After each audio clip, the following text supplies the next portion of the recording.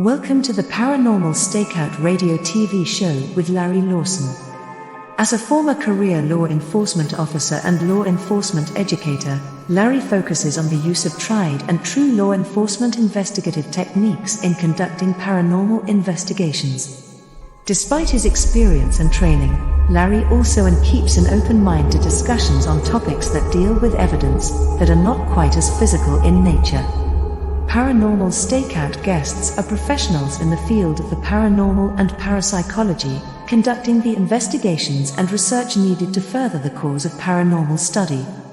Larry advocates an agenda of standardization of structure and training in the field of paranormal investigation and research for the purpose of one day being able to produce the evidence needed to convince a jury of the existence of the paranormal.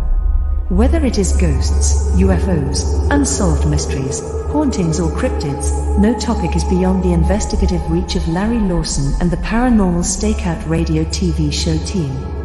Now, here is the host of the Paranormal Stakeout radio TV show, Larry Lawson.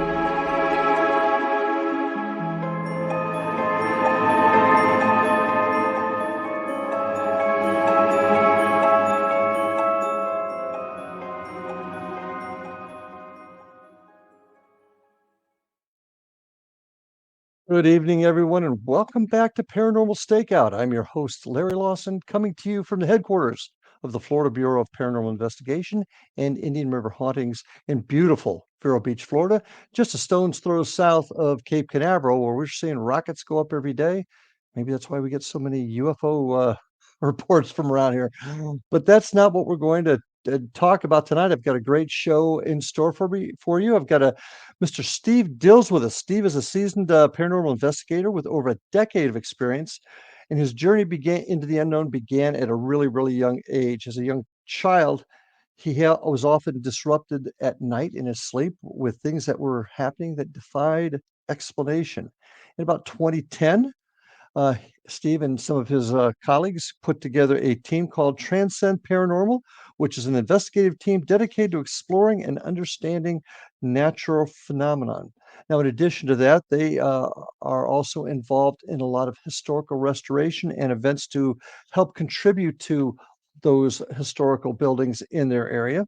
He's also, you'll see him on several TV shows on the YouTube. Ghost Finders and Eerie Encounters are a couple of them. But what really sets him apart is the scientific approach that he takes to his paranormal investigations. And folks, you know me, that's where I like to go. I'm a cop and I like things to be scientific in their methodology. But we're going to talk about that tonight because even my philosophy is changing a tad. But with that, I'd like to introduce Steve Dills to Paranormal Stakeout. Steve, welcome to the show. Hey, Larry, thank you for having me. Yeah, so how's everything up there in Virginia? It's going wet. We've had a bunch of rain, so it's very wet and soggy, but can't complain. We're getting into spring. Yeah, that's it's even starting to rain a little bit around here also. So you've been into this business, paranormal research, investigative world for about 10 years. Tell my audience a little bit about your background, how you got here, and what significant events really molded what you are today. Yeah. So the biggest thing that kind of I guess drove me to the paranormal was my childhood. Um, Mm. I grew up right outside of Philadelphia, and uh, on gosh, I was young, but one of my birthdays, we up and moved here to Virginia. My father had a job opportunity that he could not pass up, and so you know how that goes. We all went, and so I remember being very depressed, anxious, even as a child. I was like, all of my friends, my family, everything I know, my entire world is now going to be way over here, out of my reach. And this was a time when email was just coming about and everybody had their Mm. AOL email accounts. And so, I didn't really have a way to communicate with my friends like you do today, right? You can reach out and ping somebody half across the world. I Yeah. didn't have any of that. And that kind of, I guess, put me into this spot where I felt very anxious, depressed, scared, right? And so we moved into this house, and we were there for only 2 years, as my mother likes to put it, 2 years too long. But almost instantaneously activity starts occurring. I'm waking up to my name being whispered in my ear, and that progresses to being yelled and screamed into my ear, which was very terrifying as a child. Having my bedroom and my closet doors open and closed on themselves, having objects move around, and it wasn't just my bedroom; it was the entire house. But for whatever reason, it seemed to want to stem or uh, kind of culminate in this portion of our house, my room, of course. Like, Hmm. where else should it be? And so, you know, that just kind of having all these experiences as a kid got me into the field. Because I was terrified. I was terrified to go home. I was terrified. I wanted to stay at school. Uh, Hmm. and that's like, your home is supposed to be your safe place, right? Your Yeah, your haven from the sanctuary. world. Yes. Sure. But when you're going home and you're seeing doppelgangers of family pets, having things moved around the house, or watching, shadows, or in one case, Hmm. this massive orb, which is very odd. And I'm not saying like on a camera, like all the dust that people So see, but you saw it with your eyes. yes, it was about the size of a basketball. Okay. Uh, Okay. Float into the room. That I was like, I'm done. Like, that scared me. Hmm. And so these things, like, it just, I guess it just kind of ignited a flame, right? It wasn't something I was aware of prior. All of these things started occurring to myself and to, Didn't happen up in Philadelphia at all. nope, just this house. Okay. And so, One quick. Go ahead. oh no, go ahead. Oh, you? Well, one question I got to ask you, and I'm sure you've had this question set to you a couple of times. You obviously experienced quite the trauma for a young. I'm assuming what you were 5, 6, 7 years old, right in that Yeah, I was area. young. Okay, the move that, and that's traumatic. I totally get Mhm. that. Can you can you equate that emotional trauma as maybe something that triggered it, or might be the foundation for what happened at all? Have you ever looked at that at all? That's actually why I say that, because Okay. I'm a firm believer that if you are going to go into a location to investigate, you shouldn't be feeling depressed or anxiety induced. If you're feeling these feelings, you should probably take a break. Okay. Because if you, I feel like what you put into the field is what you get out. What you put into investigating is what you get out. And so when you Mhm. go in and you're feeling anxiety, depressed, you're feeling all of these negative emotions, you're gonna have some sort of experience that is more negatively inclined. Now, is that something that's happening out here in the world around us or right here? Not sure. I think it's a mix of both. And so I think that a portion of what was going on was me creating some of these experiences, some of these things, Okay. right? Like I'm already in this bad space. And Right. so things that I'm experiencing, I'm already going to interpret as negative, right? Now, Sure. on the flip side, I also feel like that can stem things. That can, you know, kind of stir the pot a little bit and say, "Hey, I'm over here. How's it going?" Mhm. And so, not only was I having experiences, my mother, everybody except my Okay. father, because my father was like, "I don't see anything." Uh, and so, and it wasn't until after we moved out of the house that he finally opened up, and he's like, "Yeah, there were some weird experiences," and I'm like, Okay, so you weren't the only one experiencing these things. "No, nope, Okay. Okay. And you go back to some of the theories of poltergeists, and yep." that being young young ladies in particular at a certain age tends their energy tends to create these situations. Sounds like that may have been part of what was happening with you. I think it's possible. I think because of the mindset that I was in, I think it's very, Mhm. very plausible idea. Mm. I wish I could go back and test it and be like, all right, well, Mm. let's see.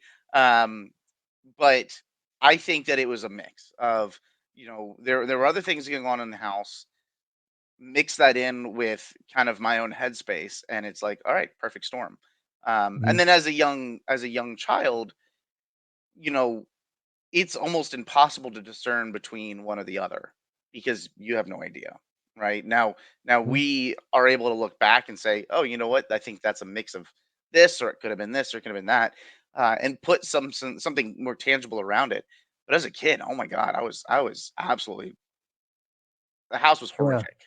I refused to be in there by myself. Um, it was wild. Was there a history to the house? So the house was newly built. The house Okay. was just built. It was one of the last remaining houses in the neighborhood that was just sitting there. Nobody had purchased it. It did have a very very weird layout, which I think probably uh, kind of in part is why it didn't get off of the market so quickly. Mhm. Um, on the flip side, my parents were looking for a place very quickly to just move in so that we could get settled into the area and Sure. then start looking for a more permanent house. And so we moved in with the intention of not staying there very long. We were there for 2 years. And during that time, my parents had actually had a house built on a larger piece of property. And so we were there for just a very short period of time, but it was just enough for me to kind of like get that interest. Now, while the house doesn't have any activity or any history, the grounds, in Virginia, you can't spit without sitting something Civil War Mm. or even Rev War, and so there were no battles on that property that I was able to locate. However, I do Mhm. know that there was troop movement and encampments right in that area. So it's possible that it's something from that time period. Um, Mm. it's difficult because I've not had access to go back. Um, and I'm not gonna go knock on their door and be like, "Hey, listen, I grew up here as a kid. Your house is absolutely Yeah. like, Yeah. can I come Yeah. in?" Um, they'd probably call the cops on me. Mhm. But I think that it is tied to if there's anything that's actively there, I think it's tied to the land and just Mhm. what occurred there prior to because this was some low land, and so when they started developing it, they came in and just dumped dirt everywhere, and then built the houses up in big, massive neighborhoods. So And I agree with you. I think that's something a lot of folks in the paranormal research field they tend to forget.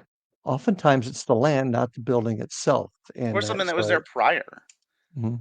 And I like your ability to discern and able to look at emotional triggers as well as possible paranormal activity and looking to be able to separate the two. And you said something that was really interesting, and I want to get into this later in the show, and that's repeating it.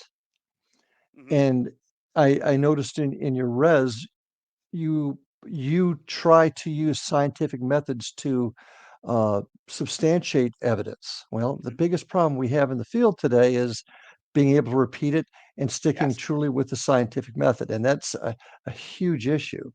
So I don't want to get too far ahead of us You're like, because I let's got lots go. of I got lots to talk about. So, do the experience you had the experience as a child, it continued on, I'm assuming, even after you left the house? Nope. Nope. We moved out of the house. Absolutely no more activity.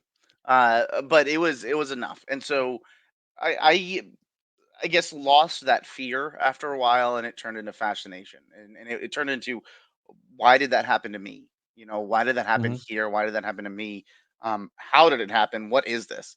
And so I took that, and you know some of the very early TV shows on paranormal were coming out. This is before mhm, Ghost Hunters, all this sort of stuff, and so I started doing my own digging and diving, and finally grew to the age that I was able to get a car, and mm. I moved out and I Oh, got into that's right. college, Ah. and that's when I started hitting the road. I Well, that's, I gotta cut you off here because 'cause we're about ready to take our first break. It goes quick. But when we get that's back, I wanna talk a little bit more about how you developed yourself and trained yourself in the field.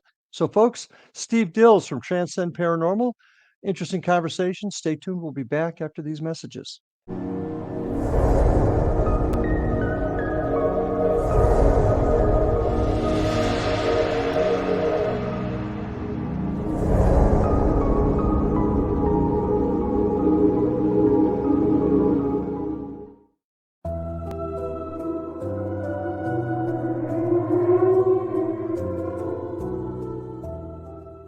Welcome to Haunted Indian River County by Larry Lawson.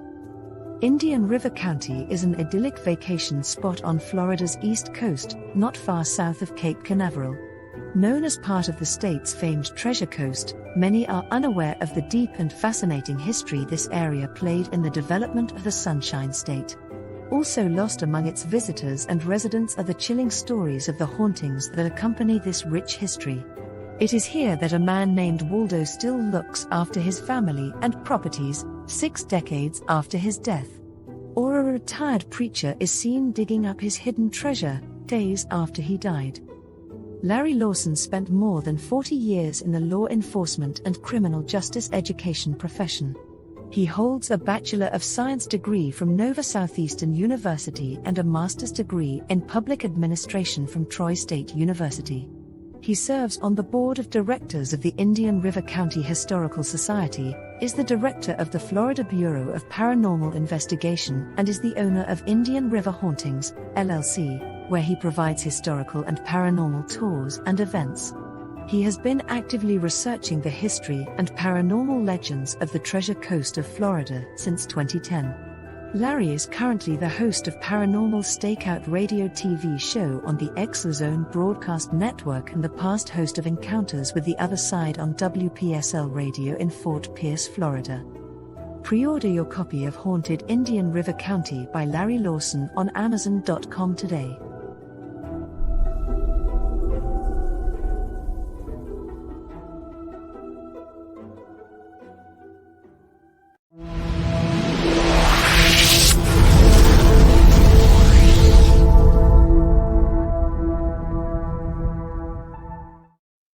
And we are back on Paranormal Stakeout with my guest tonight, Steve Dills from Transcend Paranormal up in Richmond, Virginia.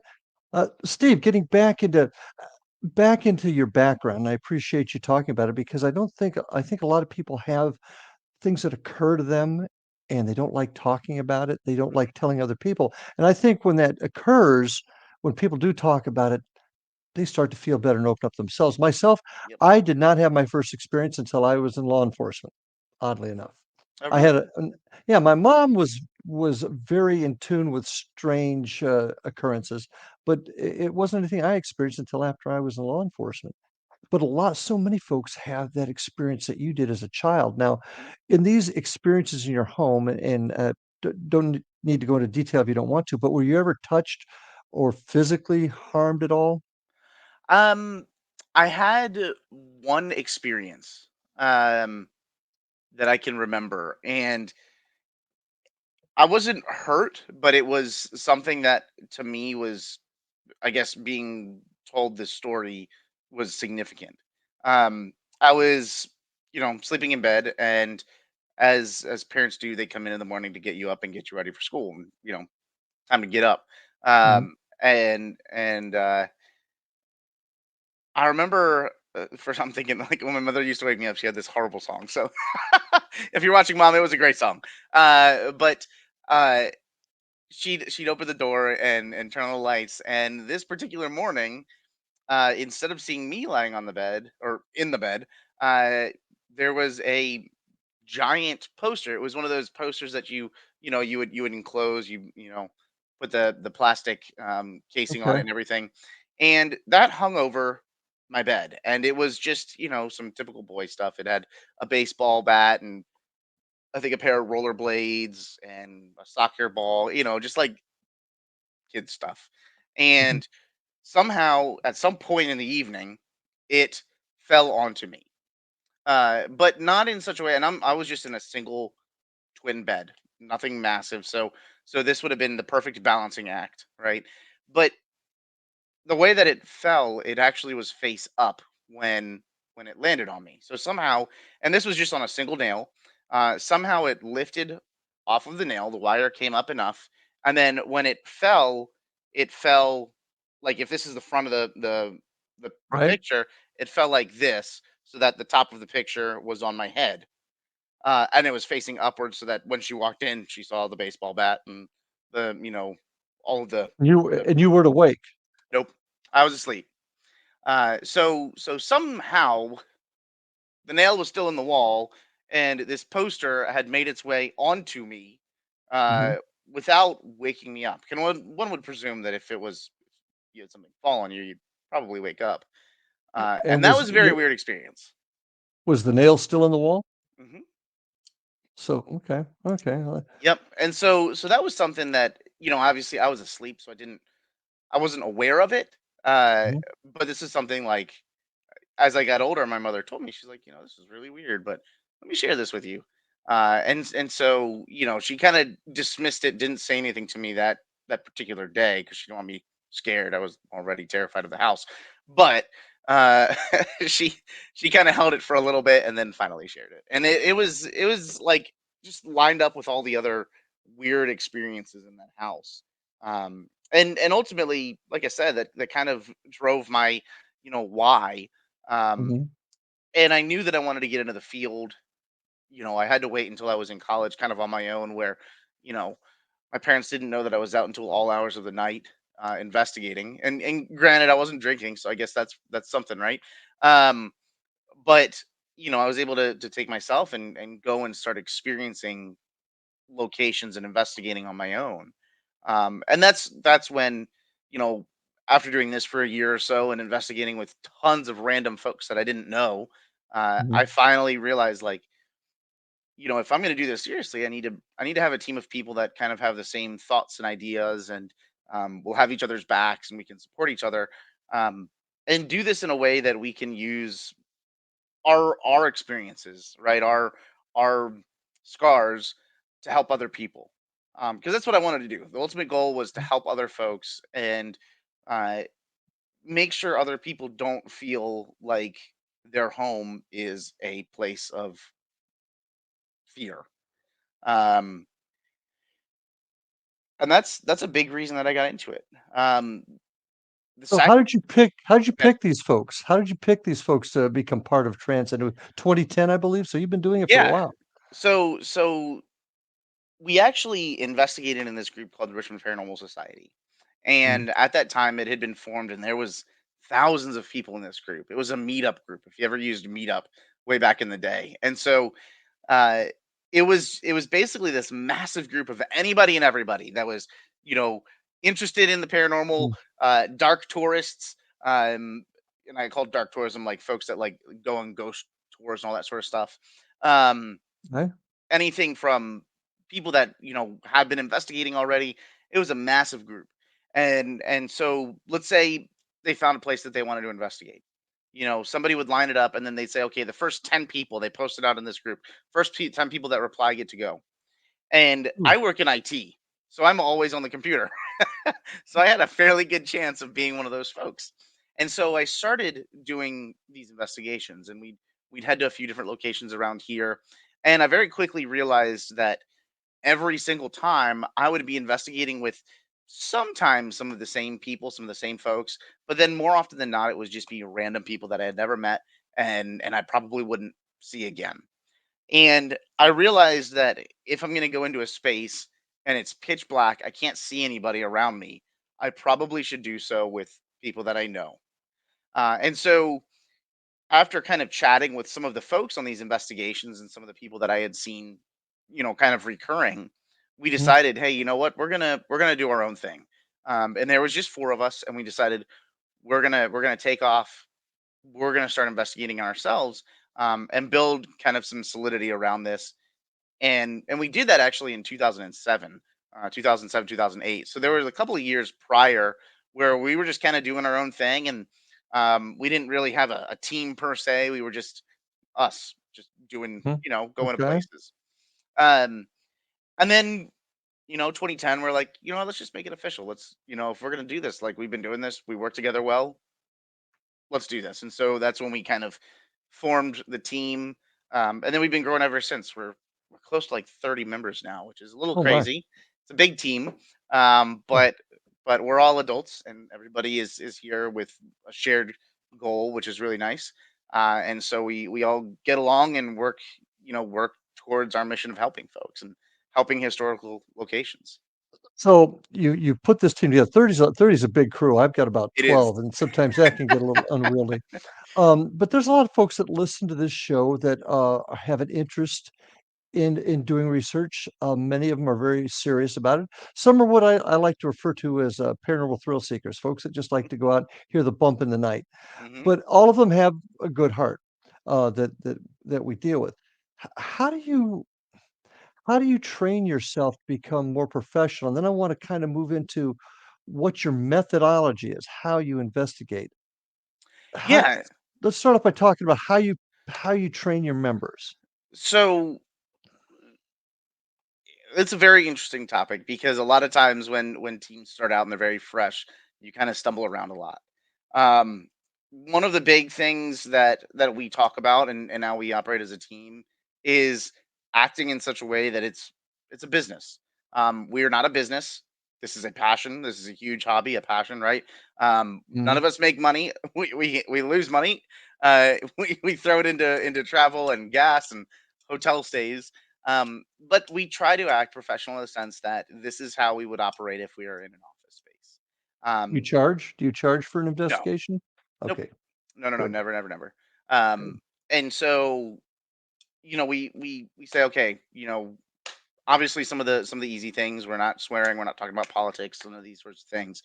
Um, but then we also kind of have these team investigations or team building sessions where we'll go into a location. We've got a few quote unquote, home locations that we'll investigate. And when we go there, we work together as a team to kind of just, I guess, standardize and formalize how we engage. Whether it's a client, whether it's the public on a public investigation. And so some of the things that we do is, and we didn't start off with this, to be very clear. It took some trial by fire and learning from getting burned on some things, but extent excuse me, extensive client interviews, right? And Mhm. that's for historical locations as well as private residences. So we have a very strenuous and I hate to use that word, but is a lot more lengthy than a lot of the teams I've seen. Um, Interview process. It's Mhm. not like, okay, hey, listen, we think we have 10 ghosts at our house. We need you to come over. A lot of people will be like, we'll be right there. We're like, all right, hold up. Let's talk about this. And so we have a very lengthy process of interviewing before we even step foot on the property. Why? Why? Tell us why. I think people need to hear this. It's a great question. Because you don't want to get caught with your pants down, I think is a very safe way to say that. When you get on site for some of these locations, it's not always safe. It's not always safe for you. It's not always safe for your team members. And there's a few different ways that can be unsafe. The majority of it is human people, other folks. One of the things that we're always looking for when we perform these interviews is people that are thrill seeking. And I'm not in the same way that some of your viewers are, but I'm talking about um, we had one particular case where we went out and I love using this as an example. We went out, knocked on the door. The homeowner greeted us with a glass of wine. She's already Ah, standing there. She's got a glass of wine in her hand. She's like, "Hey, how's it going?" We're like, "Good. We're here to investigate." mhm, She invites us in, and we walk in, and there's about 4 or 5 other women sitting at a kitchen table right off to the left hand side. They've all been got a there. couple bottles of wine. They're all drinking. They're having a good time. And she's like, "Okay, is this all of you?" And I said, "Well, yeah." And she's like, "Well, what time do the camera crews get here?" And I said, "Excuse me, what do you mean?" She's like, "Well, you guys, you know, do ghost hunts, right?" And I said, "Well, yeah, that's what we're here for." And she's like, "Yeah, but when are the TV folks going to get here? When are the cameras going to get here? I hope you don't mind. I brought some of my friends over because they wanted to see you guys, film and do this." And I was like, "I'm sorry. I think you get the wrong idea." Um, and so we left. I was like, "I'm not doing this." But I think there's a portion that are looking for thrill seeking in that aspect. Some folks are just looking for validation. It doesn't matter what you say. It doesn't matter if it's a cracked window and that's why there is a breeze coming through every 10 seconds. They are just looking for you to validate what they're experiencing, not what's actually occurring. There's other experiences where there's drug use, and that is both illegal drug use and prescribed prescription drug use, and And those can both be issues.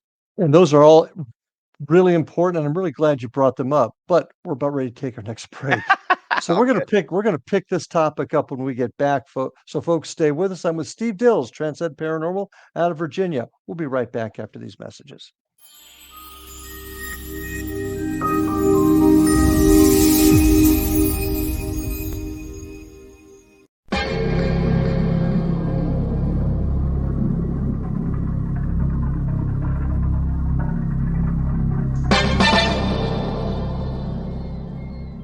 Are you ready to dive into the mysteries of the unknown?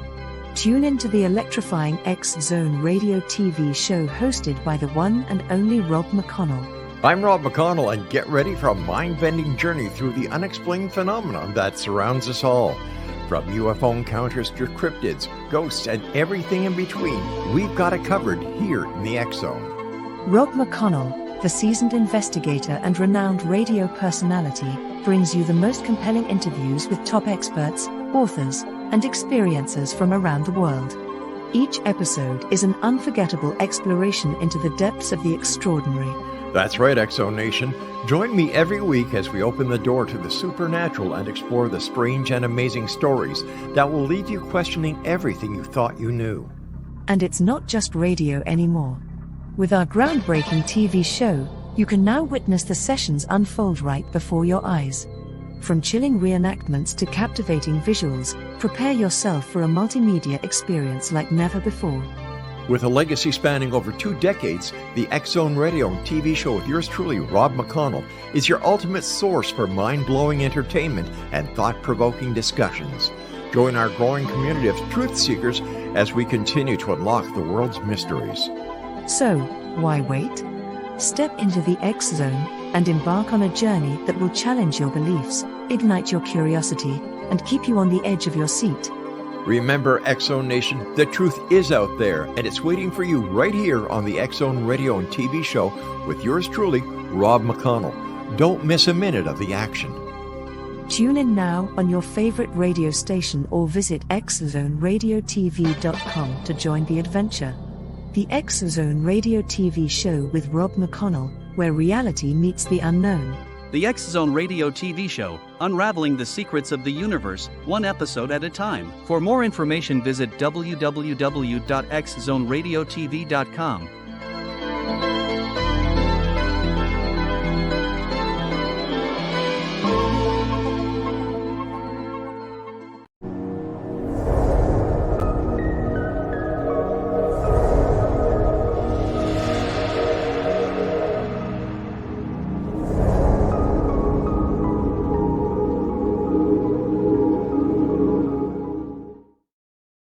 Welcome back, folks. I'm with my guest tonight, Steve Dills, and we had to break there really on I thought, an important topic.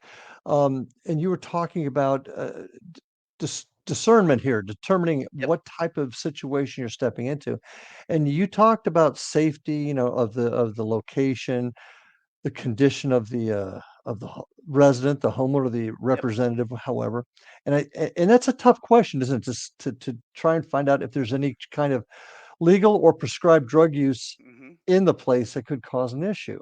Yes. Have you ever had any problems discussing that with folks? Oh Yeah. yeah. We had another case where we went out and this couple, brought us into their home and they're sharing all of these experiences that they're having, right? And that's Mhm. great. We're gonna get ready to investigate. And he's like, "Oh, by the way, we also have a lot of activity out in the woods out back." And so I said, "Well, why don't you walk us back there?" And he's like, "Yeah, sure." So we walk out back, and again, I'm not whatever you want to do is whatever you want to do with your body, so long as you're not hurting or harming anybody else. But we walk out back, and there's a number of big trees, and behind each one of them, when we walk out further into the woods, are marijuana plants, and there was a boatload of them. And this was still when it was illegal here in Virginia. And I am not the kind that wants to go to jail because I was hunting ghosts and there's marijuana growing everywhere. Uh, and so I was like, I'm sorry, we're gonna have to leave. And I think he understood. It wasn't anything that we disregarded his experiences or their experiences, but it was Mhm. something that we couldn't be there. Something like this, when you have mind altering substances in play and you're also saying you're experiencing things, how do you discern between the two? And you can't. Well said. Okay, well said. So, you've got that. And then you've got, let's say somebody is taking a number of prescribed drugs. Mhm. It is very hard to identify, okay, well, these two or these three are going to interact with each other in such a way that they can cause audible or visual hallucinations. And so we actually have we share with a another team here named CPRI. We share a Mhm. doctor that they have available, and we can reach out with her and say, hey, listen, I need to get in a little bit of information on this, and this. What Tell me type what of you think. doctor? What Um, medical doctor? yes, medical doctor. Okay, okay. And so she'll kind of give us some information and say, hey, this is what this could do. This is what this, based Interesting. off of what they're saying, etc. And that Mhm. gives us a good basis of, do we move forward with the investigation? The other piece around this is, and it can be rough, but depression, right? There are a number of states, and this is where it's very important to know the laws of the state that you're investigating within. But here in Virginia, let's say you go into a location and somebody is depressed. They're you know in a mental state, and because of the investigation, they end up hurting or harming themselves. You can now be held liable for that, and there are not a lot of people that realize that. I am absolutely thrilled that you brought that up because that is a huge bugaboo of mine. Um, d there are so many teams out there, and there's not a lot of training. There's not a lot of understanding of, health and psychological issues. Unfortunately, because of my profession, Yeah, you're that I aware of retired it. from, but so often people will go and investigate homes, maybe not do the questionnaire that you do. We do the same thing, I might add, Mhm. and they end up causing more harm to somebody. Now, in Yes. addition to the mere fact that these people could be pushed over to the and do something, we're also harming them. I've seen teams go in and say, "Your problem is solved. The issue here is gone." Hmm. And 6 weeks later, "Oh, it's back, but they told me it was gone." And that can if somebody's already suffering from depression, that can also fill them with more hopelessness and Yes, they can. And I feel like it's almost false promises in a way, because you're telling somebody, okay, we've identified what it is. It's, great grandma, Winnie over here. But who's to say that that's accurate, right? And on top of that, I don't know. I feel like you're putting something out there that isn't necessarily always true. And in Mhm, a sense, you can, like you said, you can do more harm than good. I've walked into cases where somebody already had a team out there, and for one reason or another, they stopped working with that team and then reached out to us. mhm, And they say, okay, well, we were told that we have a demon in our house. And I'm like, that's good, that's great, that's exactly what you want to hear as a homeowner, because you're already freaked out, and what's better than having a demon as a roommate?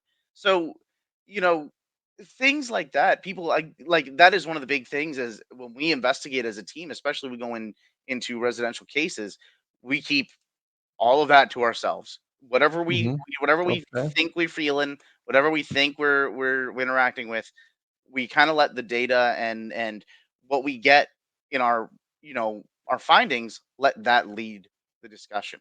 And there's nothing in there where we're going to say, okay, we're dealing with something evil in your home, because you get to leave at the end of the night. They don't. They have to live here. And so you're putting people into this negative position, this really bad spot, where now they feel vulnerable. They don't want to live where they live. And I don't know. I think that that's a really disrespectful, and I think really harmful way of going about investigating. What do you tell your clients you can or can't do? What do you explain to them? We never say, so first off, I've seen teams claim that they can remove things like a Mhm, like a vacuum. You come in, you're like a maid service. We do not say that. Um, I don't, just personally, my own personal beliefs. So sorry, everybody, but I don't think that there is any tried and true proven method that says, okay, well, if I wave this sage around, or if I open the doors and put crystals or salt at the bottom of the doorways, that means that the ghosts are gone. First off, that begs the whole question. And gosh, like I told you before, this is a whole long thing. But what is a ghost, right? That okay. is a huge, huge question. and I don't necessarily pertain to the normal belief system. But Alice, secondly, what do you think? Well, let's stop there for a second. What do you think this phenomenon that we call ghosts, apparitions, spirits, what do you think it is? What is your personal I thought? honestly have no idea. And I feel like a lot of people will be like, "Well, you don't know what the heck," and I feel like that is a very sane thing to say.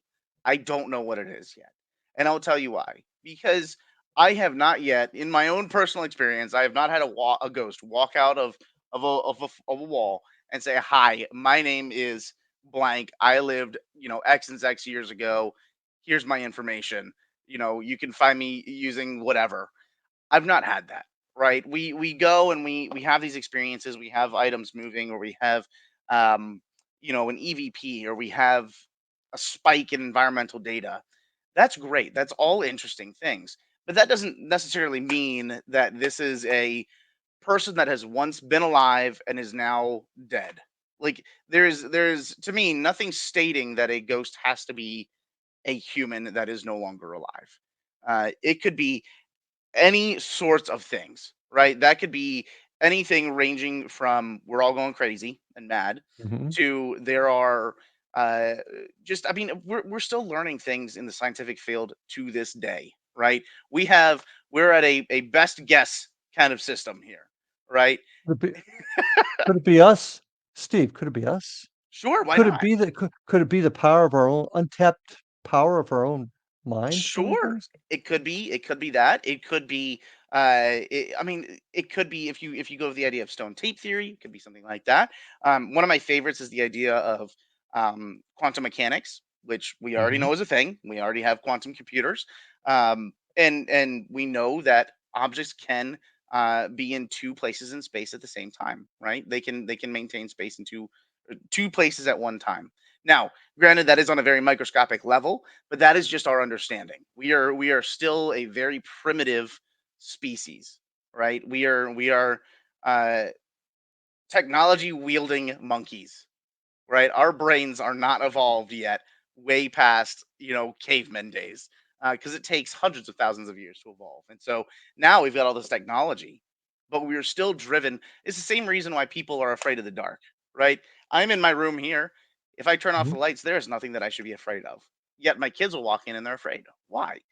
That is something that has been passed down, right, in our DNA. That Right. okay, well, Mhm. we're afraid of mountain lions. We're afraid of bears attacking. Well, there's no bears or mountain lions in my room here in Virginia. And I Mhm. mean, granted, if there were, that'd be a problem, but there are not.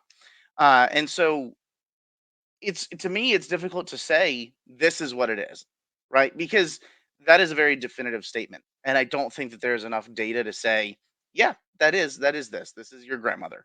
Um, I think that it could be anything from parallel dimensions to extra dimensional, right? We're three-dimensional creatures. Well, technically four if you consider time, but that's more of a vector. And so who's to say that there's not extra dimensions if you go the route of string theory, right? Which Okay. which denotes anything upwards from 21 to 23 dimensions, and we're not talking about Marvel Cinematic Universe dimensions here. We're talking about things that we are experiencing our own physics, our own physics of the universe that we just don't quite understand yet, or we can't grasp currently. And I can already tell we're not gonna get into the details of equipment that we I That can already that be like so long. okay, yeah. But the mere fact that this field of and some people don't even like to use that term field, but this study of the paranormal, yeah, we've got equipment that have maybe a few more lights on it, a few more noisemakers, but essentially our equipment hasn't changed in 20 years when you really, really think about it. Mm-mm. And you were just discussing about our intellectual movement forward and the things that we're discovering. Is the equipment really going to be the answer, or is it going to be the return of a more natural view? Or I am I making sense? Do you see what I'm Yes. saying? I think the equipment, a lot of the equipment today, and not to bash anybody, um, 'cause I love everyone, but uh, I think a lot of the equipment today is the same thing as like text messaging. It's instant gratification. And so we see everything from EMF detectors that are unshielded, picking up everyone's cell phones as they get notifications on their phone, and they're going off, and now that's paranormal activity. To cat balls, and my team knows how much I love cat balls. I don't. That's sarcasm. Um, and them going off, and that signifying that, oh yes, a grown dead adult wants to play with a cat ball on the ground, and that is their desire, is to play and kick that thing around. On that thought, on the cat ball thought, it's time to take our last break. We're going to pick this up on the other side, though. So stay with us, folks. Very intriguing conversation, a little bit eye opening. Stay with us. We'll be right back.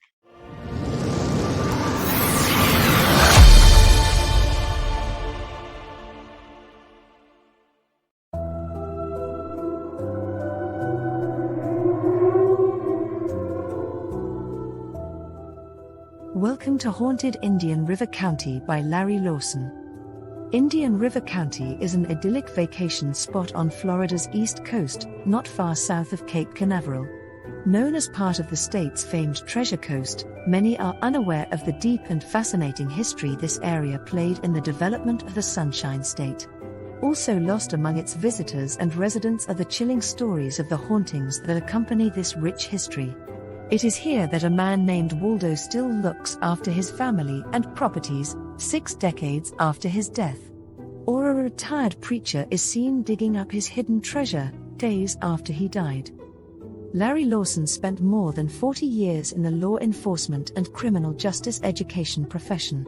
He holds a Bachelor of Science degree from Nova Southeastern University and a master's degree in public administration from Troy State University.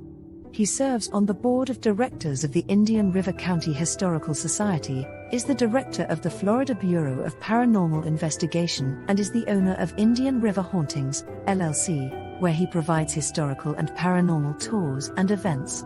He has been actively researching the history and paranormal legends of the Treasure Coast of Florida since 2010. Larry is currently the host of Paranormal Stakeout radio TV show on the Exozone Broadcast Network and the past host of Encounters with the Other Side on WPSL Radio in Fort Pierce, Florida.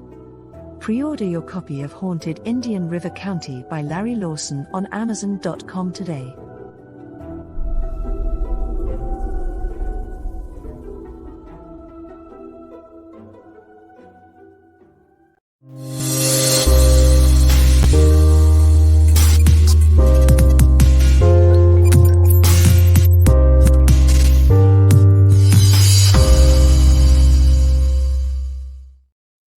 And we're back, folks, for our last segment here tonight. And before we do a little bit of housekeeping, I want to invite anybody that'd like to learn a little bit more about my organization. You can check us out at paranormalfbi.com or indianriverhauntings.com. And you can also get us on Facebook at Indian River Hauntings or Florida Bureau of Paranormal Investigation.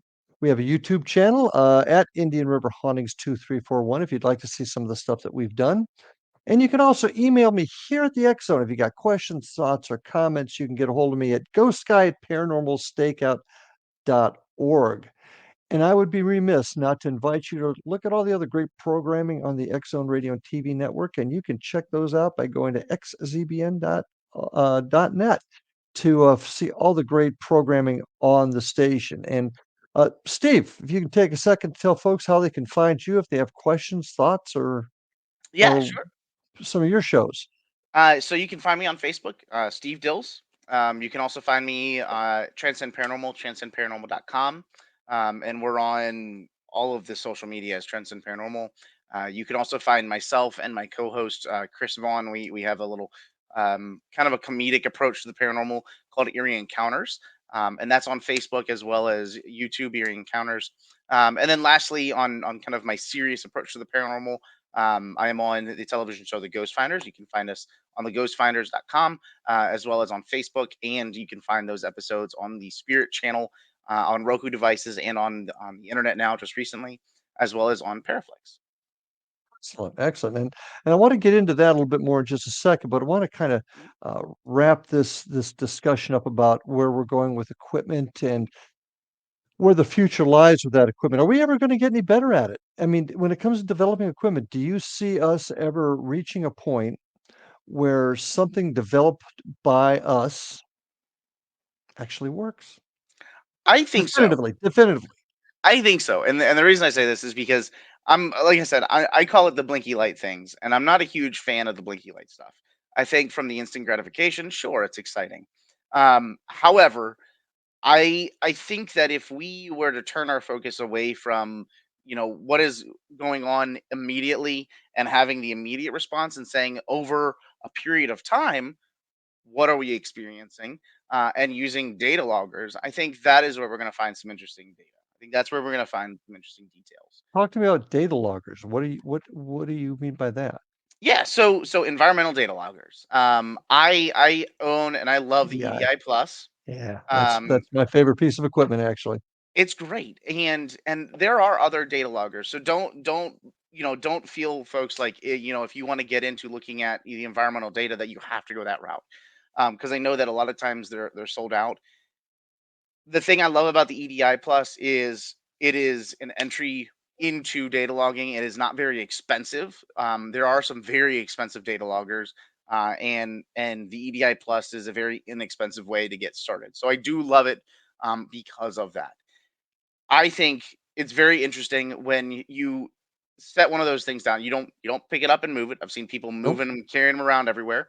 But looking at things like barometric pressure, temperature, if Humidity. there's anything's moving, humidity, looking at all of these things across the evening and saying, okay, we have a spike here, here, here, and then going back in your data and your video recordings, audio recordings, did I experience anything at that moment in time? And I Mhm. think that, to me, is where we're going to find a little bit more of the set in stone kind of, okay, this is anomalous behavior, this is not normal for this environment. And And that could be, go ahead. no, let's say the best thing about the EDI, I think we need to bring up is you put an SD card in it, Hmm. and you put it in, you hit record, Graph it all. and you can even have an experience yourself. You get an EVP, you hear a voice, something moves, but then you can go back and look Mhm. at the data and see at that same time, maybe the temperature dropped, maybe there was a Yes, vibration, all exactly. correlating data. Okay. And that is something that, again, I'll throw CPRI's name out there. um Great folks, very, very scientific driven, and one of the interesting things that they have found, and then we've been finding following up on their research, is spikes in barometric pressure as well as spikes in ionizing radiation immediately during, prior, or immediately after some sort of preternatural activity, some sort of anomalous behavior in the environment. And that could be anything from hearing footsteps, an EVP, whatever, right? But we're Mhm, seeing spikes in something in the environment. And to mhm. me, that's wildly interesting. You know, I love history. I love taking things from a historical standpoint. You However, have to. seeing the data on this and saying, okay, well, we heard footsteps, and at the same time, we're seeing a spike in ionizing radiation. Mhm. That is wild. Like, that is something. Now I have something tangible. I can pick this up, Exactly. hold it, I can look at it, and I can say, look, I got a data point that says this shouldn't happen. We shouldn't see, Mhm, you know, ionizing radiation of this magnitude on the second floor of a building where the base reading is 5. You know, mhm, you should not see that. And now here we are. And for 1 second, if you stood there, you probably could no longer have kids. But but the point still stands. And we've, to that effect of going back and going back and going back and trying these things. We've investigated some of these locations for well over 12 years, where we've mhm, set up the data, the equipment, the same way to see, did we get false reports? Is this something that we can reproduce? Is this something that, what, the equipment was buggy that night or something? And it's mhm, interesting. I mean, there are nights where we'll get one or two spikes, nights where we'll get nothing. Um, mhm, but it's always interesting because it tends to be around when an experience, something anomalous is occurring in the environment. And to me, that's where I see progress can be made, is utilizing tried and true actual scientific mhm, approach. Now, that does not mean that I'm a firm believer that there's more than one way to skin a cat, and I don't want to discredit or discount anybody. So if there are folks that are mediums or psychics, granted, there's a small subset of people that I feel like may be gifted in that. But I don't. I take everything with a grain of salt, and so some of the interesting things that I'd love to see, and some of the things that we've discussed as a team is okay when you are, you know, going through that mediumship, when you're going through that and you're picking up information or whatnot. First off, not just taking that, oh yeah, it is little Jimmy, but can we find historical context on this? Does this make sense with the location? If not, what exactly is this that we're Mm, picking up? Is this just you know for lack of a better term, junk? But then, mm. secondly, what's going on in the environment around them at that same time? Are we seeing spikes in something when they're doing, this performing this reading that they're getting this information? And so, a lot of people say that you can't apply the metaphysical because that is very pseudo to a scientific approach. I think you can. It is a little clunky and weird. But I do find it very interesting when you take the experiences that folks have had from that side of the field, take the science and the history and look at them all across the board and say, okay, well, that's interesting because we did have and I'm going to take this from the tavern, a Cleaver's Chisholm here. Somebody got the name Clive, and that's what he used to go by as his nickname. And we also saw a spike in barometric pressure at the same time that they're starting to pick this stuff up. um, to me, like, if I can look at that all across the board, it's interesting. So, And I agree. And yes, it's tough to apply the scientific method to what we do, but I think by working together, we can find a way to do that. And that's where we have to go. So into this next question, then, how do we police ourselves? How do we get to the point where we're all on the same page? We're all that doesn't mean we have to have different philosophies. That yeah, doesn't mean we have to be all robots, but we've got to have some sort of foundation. We've also got to get rid of the frauds, the charlatans, the people that maybe that's even aren't don't intend to hurt somebody, but they do nope. because of how they handle themselves. How do we police ourselves, Steve Dills? That is a great question. That's the $1,000,000 question. I'm not sure. I wish I had an answer on how do we make sure that and not like you said, not something that we're everybody must do this. You must take off your shoes. You must turn left 3 times Right. before you enter the building. Um, but to the point that we standardize the data so that, and it's not necessarily the data but how we collect that. Thank um you. and I think by to me it's just sharing knowledge. I think I've seen tons of teams and tons of individuals will where they'll have some sort of piece of information, right? And they'll be like, well, this is my piece of information, I'm going to hold this over here away from everybody, and I'm not going to tell anybody about this, but it could benefit everybody, but I don't care, it's mine. um I think that is harmful. I think it's detrimental, and I think it's the same thing as, to me, where you say, well, I'm valuable at my job because I'm the only one that knows how to do it because I haven't taught anybody else how to do it. That's not true, and you can be easily replaced. And I think that we need to get away from set egos aside, set aside all of that stuff and that muck, and say, hey, listen, this is interesting. Everybody, take a look at this. Um, we also, as a whole, need to be open to discussion. There's a lot of people that will clam up immediately when you say, you know what, I think that that's actually dust, or I think that that's a spider very close to the lens. And I'm referring to like Ring cameras. Uh, but there are people that just they want to believe, regardless of if it's true or not, regardless of if that is dust, right? Or Mhm. that is mold or mildew or whatever. It does not matter. They will not listen to you because this is what they want to believe. This is what they need to believe. And we've got that on both sides, don't we? We've got some folks that even the slightest bump is Aunt Gertrude coming back to visit, and you can't Hmm. convince them otherwise. And you've got other folks, how I like to describe it, if Abe Lincoln came down, pulled out a chair, sat down, said, you described it earlier, sort of, Yep. my name's Abe, and this is where I'm at, and this is what happens to the other side, and here I am. even if it happened to somebody right in front of them, they wouldn't believe it either. So we've got it on both sides, and we've got to come together because nobody can deny something's happening.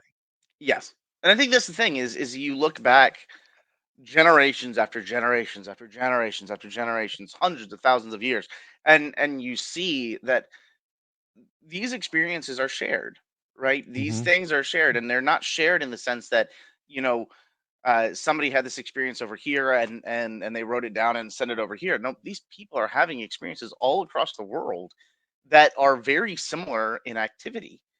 And I think the sooner that we're more open to sharing information Hmm. and knowledge, and also, being honest and truthful with ourselves and questioning what are we experiencing? Are we Hmm. when we walk into locations, a lot of people don't realize that some of these older locations that we're walking into, as much as we love these historical locations, we are already building a pre bias. We're setting ourselves up to experience Yeah, something, we are. right? And with that, my friend, that's a great. Unfortunately, we got to come to an end, but it's a great way to end it. Come back It's next time. yeah, come back next time. It's been an interesting conversation. I want to thank you very much for joining us tonight. Thank you. And folks, thank you for joining us. And I want to take 1 second to remind everybody of something. There's a lot going on in the world today, and we got to keep all of this in perspective. Please help one another. Please be kind to one another. Hug your kids, love your family, because folks, that's where it's at. But keep all of this in perspective and understand the world that's going on around us is a tough place right now. So with that, take care, have a great night, and we'll see you on the other side. Good night, all.